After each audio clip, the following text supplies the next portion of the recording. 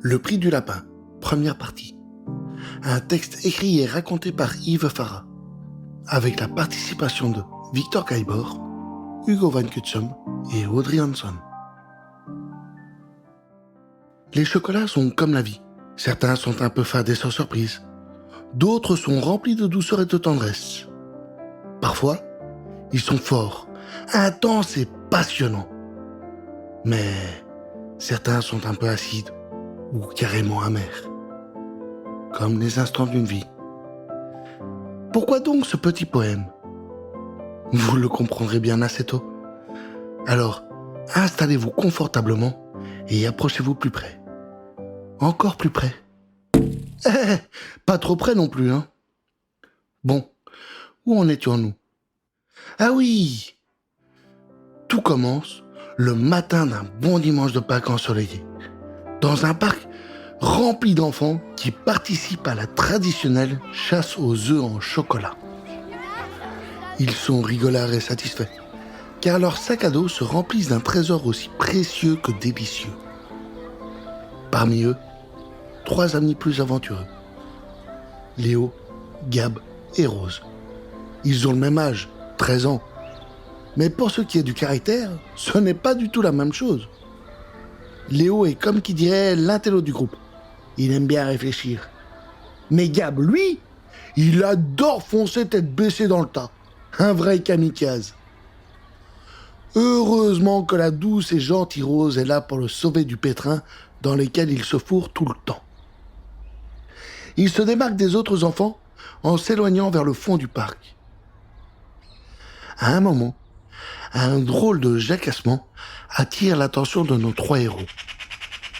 Ils lèvent la tête et aperçoivent un joli nid au sommet d'un arbre. Aussitôt, Gab ramasse une branche à ses pieds et, avec un éclat diabolique dans le regard et un grand sourire, fait mine de viser le sommet de l'arbre. Le remarquant, Rose lui demande ce qu'il fait. Ce à quoi il répond simplement « T'inquiète, t'inquiète ». Elle n'a même pas le temps de s'énerver sur lui, comme d'habitude, qu'il lance la branche avec force et précision. Le projectile atteint sa cible. Rapidement, un petit oiseau noir et blanc prend son envol. Quant au nid, déséquilibré, il chute non loin de Rose. N'en croyant pas ses yeux, elle bouscule alors son ami et lui hurle dessus. « Non mais t'es pas bien dans ta tête! Pourquoi t'as fait ça ?» Sa colère amuse beaucoup Gab. Il la regarde avec intensité, lui offre son plus joli sourire et lui fait une révérence dans un beau geste théâtral. Ce qui a pour effet d'énerver Rose encore plus, tellement qu'elle lève sa main pour lui coller une baffe quand soudain, Léo les interpelle pour leur dire qu'il y a quelque chose de bizarre dans le nid. Il s'en approche et Rose se baisse pour regarder de plus près. À son grand étonnement, elle voit que c'est un gros portefeuille noir. « Mais qu'est-ce que ça fout là, ça ?» s'exclame Gab. Ce à quoi Léo répond que l'oiseau qu'ils ont vu s'envoler est une pie voleuse. Comme son nom l'indique, c'est un oiseau voleur, et donc cela n'a rien d'étonnant. Question. Que doit-on faire lorsqu'on trouve un portefeuille par terre? Pour Gab, c'est simple. Ce qu'on trouve, on le garde. Mais Rose n'est pas du tout de cet avis. Non. Premièrement, parce que c'est encore une idée de cet imbécile de Gab. Et deuxièmement, parce que ce n'est pas correct. Pour éviter une énième dispute entre ces deux lascars, Léo arrache le portefeuille des mains de Rose. Il l'ouvre et, totalement surpris, en sort un trèfle à 4 feuilles, une patte de lapin et une carte de visite dorée sur laquelle est écrit « Professeur Little Tower, éminent génie visionnaire, numéro 1, impasse des cloches. » Ça tombe bien, Rose connaît l'endroit, car c'est à côté de la vieille église abandonnée. Celle qui a 5 clochers et 400 cloches. Comprenez par là 4, et pas 400. Assez facilement, Rose convainc Léo de le rapporter à son propriétaire. Elle se fiche pas mal de l'opinion de Gab qui, penaud, se voit obligé de les suivre. Et oui, Il ne faut jamais embêter une jeune fille qui sait très bien finir les disputes. Ils ne doivent pas aller bien loin, car l'église se trouve juste à côté du parc. Et lorsqu'ils arrivent enfin à l'adresse, ils sont surpris par la grande taille et la couleur rouge vive de la porte. Curieusement, il n'y a même pas de sonnette, juste un marteau de porte en forme de fer à cheval. Sérieusement, qui a encore ce genre de système? Léo veut le regarder de plus près lorsque Rose frappe à la porte.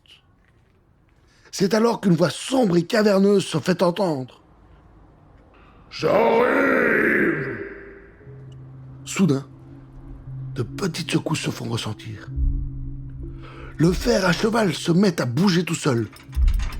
La porte commence à vibrer et d'étranges bruits résonnent.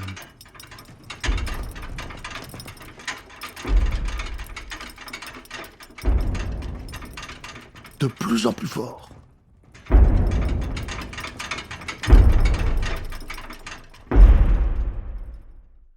De peur, Rose prend la main de Gab et, pour se donner du courage, la serre bien fort. Aussitôt, l'amour de Gab se transforme en sourire. Il se tourne vers elle et fait mine de lui donner une bise. Immédiatement, elle le repousse, bondit en arrière, se cogne contre Léo et trébuche. Gab se marre. L'aidant à se relever, Léo la regarde avec ennui quand soudain, l'énorme porte rouge s'ouvre, laissant un épais nuage de fumée inonder nos trois héros, ce qui les fait tousser. Tandis que la fumée se dissipe, la silhouette d'un homme se dessine sous leurs yeux ébahis, pour finalement laisser apparaître un vieux monsieur tout petit, à peine plus grand qu'eux. Chapeau melon sur la tête, d'épaisses lunettes rondes sur un pif en patate, une énorme pipe dans la bouche, ainsi que de gigantesques bottes aux pieds. Avec sévérité, il les regarde avant d'aspirer une grosse bouffée de fumée qu'il finit par souffler sur leurs visages inquiets. N'osant rien dire, et les mains tremblantes, Rose lui tend le portefeuille. C'est alors que le vieux monsieur éclate d'un rire puissant. Ho ho ho ho ho ho!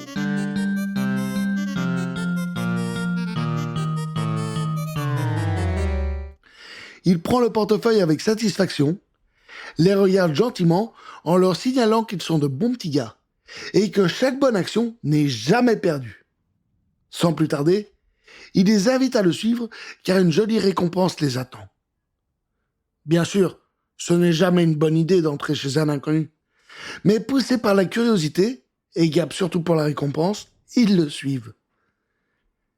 Les bruits reprennent aussitôt, cette fois plus clairement.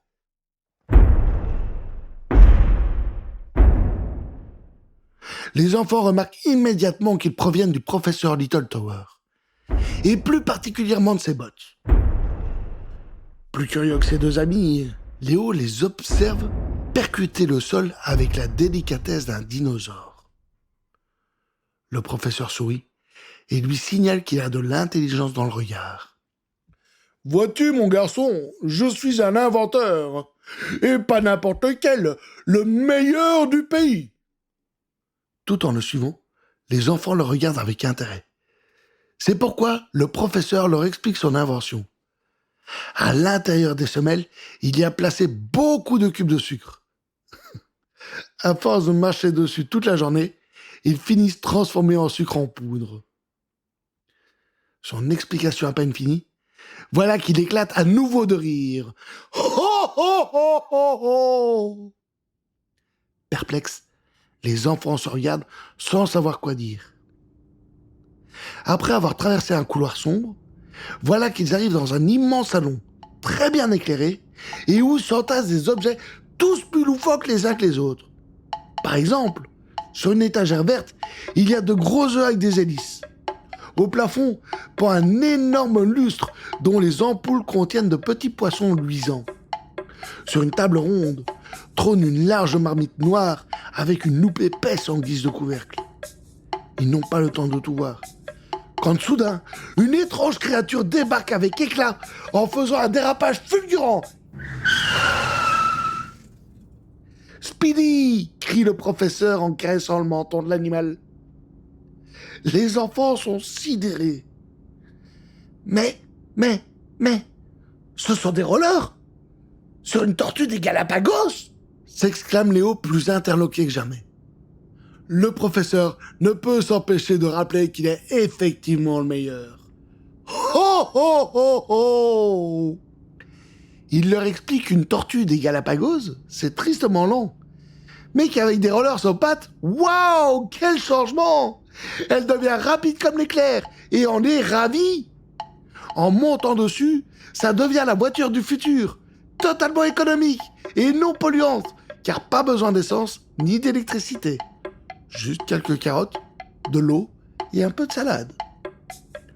Ou l'autre invention sur la table ronde, la marmite avec la loupe comme couvercle. Le couvercle-loupe qui permet de cuisiner grâce à l'énergie solaire.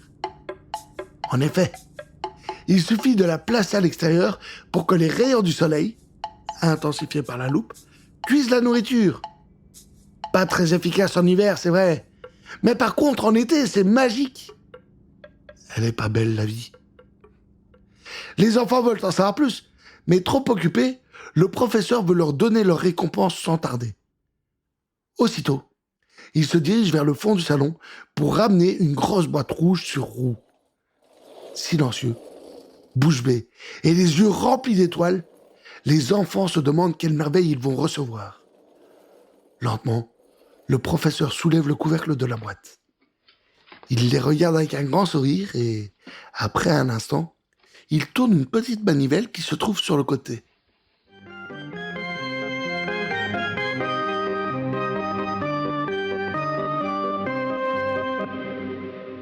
Que c'est joli la mélodie d'un orgue de barbarie. Grognon est fortement déçu. Gab pointe du doigt l'instrument de musique. C'est ça la récompense! Mais c'est... Aïe! Il n'a pas le temps de finir que Rose lui donne un terrible coup de poing sur le sommet du crâne. Comme toujours, Léo s'empresse de les séparer. Puis, se tournant vers le professeur, il lui demande de continuer. Certes, ce n'est qu'un orgue de barbarie, mais croyez-le, il n'y en a pas deux comme ça au monde. Pourquoi donc? Rapprochez-vous un peu et écoutez attentivement.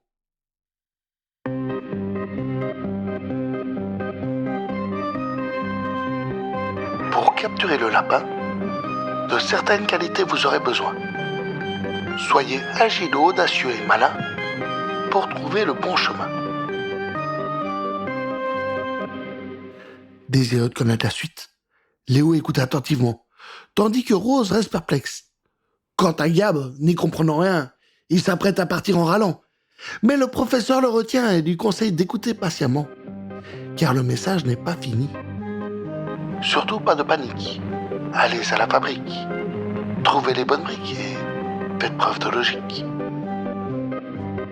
Que l'aventure commence! Ho ho ho ho ho! Avec grande satisfaction, le professeur Little Tower observe les enfants pousser l'orgue vers la sortie de sa demeure.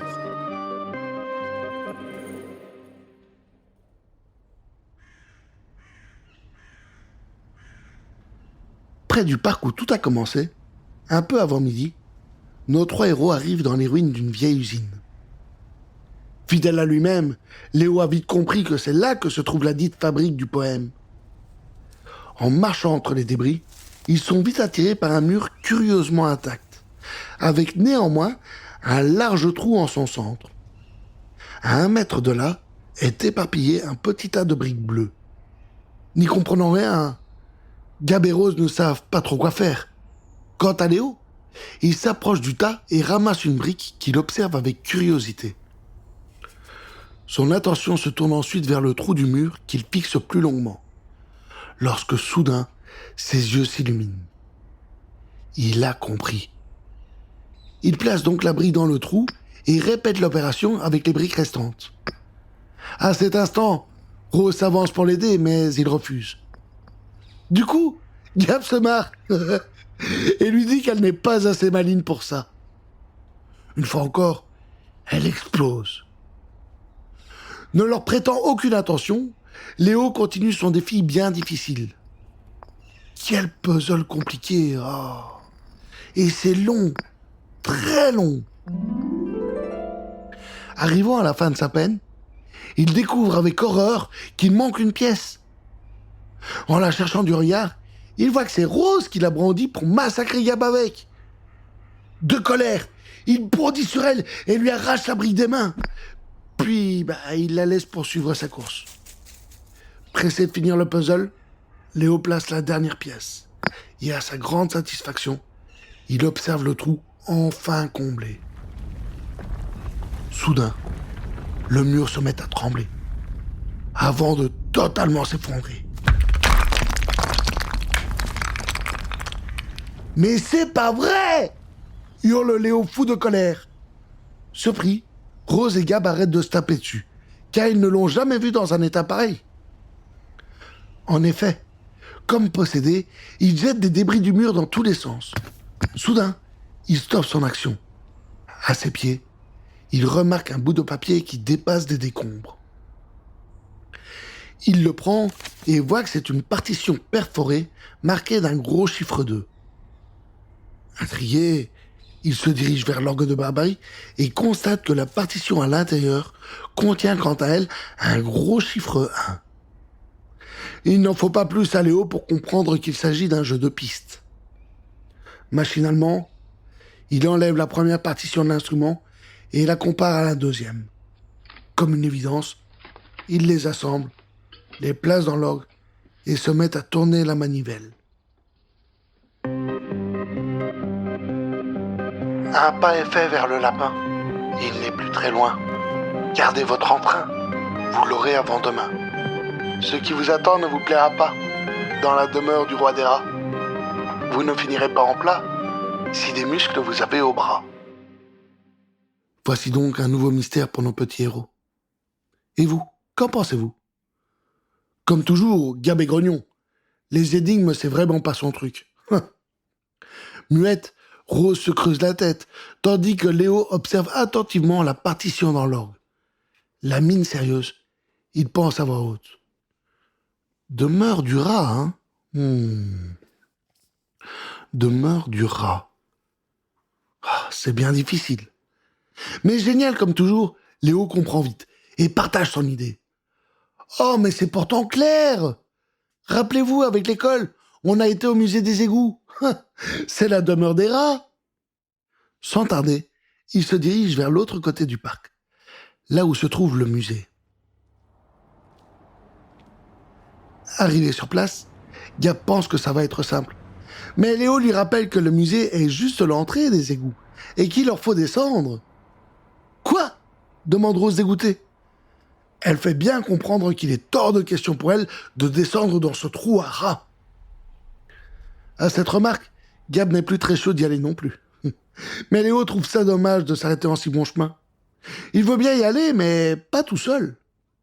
Alors, provocatrice, Rose signale qu'il ne faut surtout pas compter sur Gab. C'est qu'il y a poltron. Aussitôt, ce dernier relève la tête, bombe le torse et s'apprête à y aller. Léo veut le suivre, mais il le stoppe net. « Non, toi tu restes ici.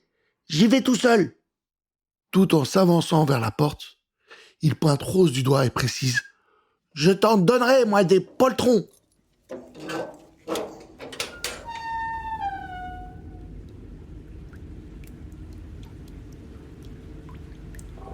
L'intérieur est lugubre, fort sale, avec de la moisissure qui sort de partout.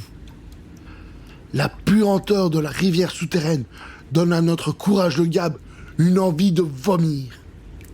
Mais poussé par sa fierté, il continue d'avancer dans ce long couloir sombre et humide.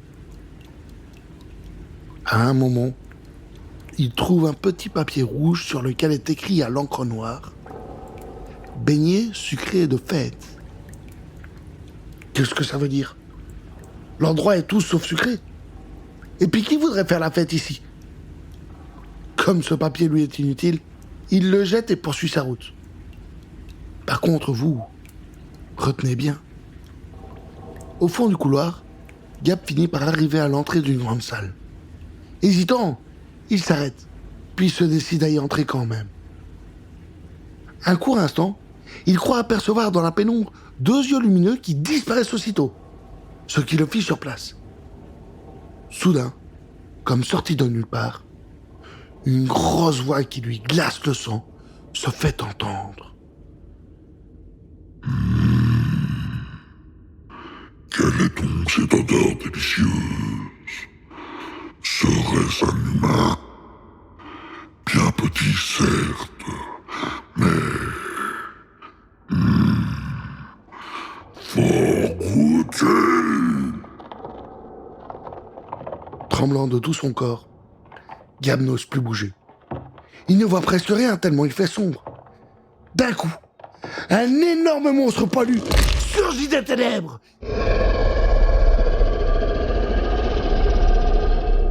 Mon Dieu, que va-t-il arriver à notre courageux Gab? Va-t-il survivre à cette épreuve? Et quels autres événements incroyables attendent nos amis? Pour le savoir, retrouvez-les dans la 2e partie.